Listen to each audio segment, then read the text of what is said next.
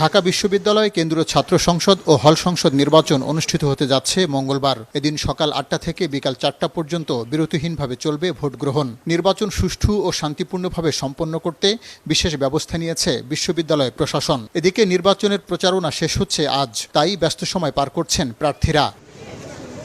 Voter আকৃষ্ট করার অভিনব কৌশল ইতিবাচক হিসেবেই দেখছেন শিক্ষার্থীরা।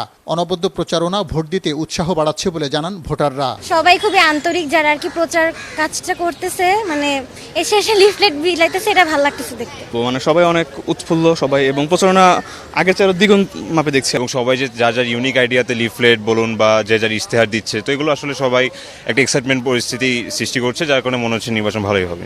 নির্বাচনী পরিবেশ নিয়ে সন্তোষ জানালেও অনেক প্রার্থী ভোটারদের প্রলুব্ধ করছে বলে অভিযোগ স্বতন্ত্র প্রার্থীদের। খাওয়ানোর পরিমাণ যেটা রাত হলেই বা এখন দুপুরেও হচ্ছে, নাজিরা বাজার, স্টার কাবাব সহ বিভিন্ন রেস্টুরেন্টে খাবার দাবারের ব্যাপারটা বেড়েই চলছে।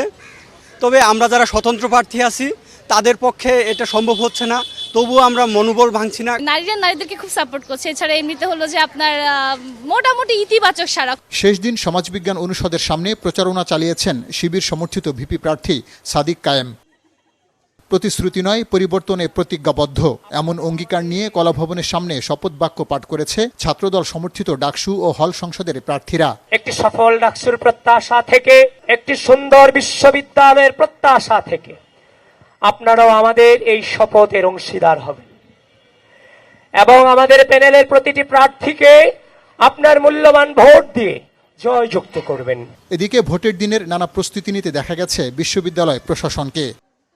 পার্থ রহমান, বৈশাখী সংবাদ, ঢাকা।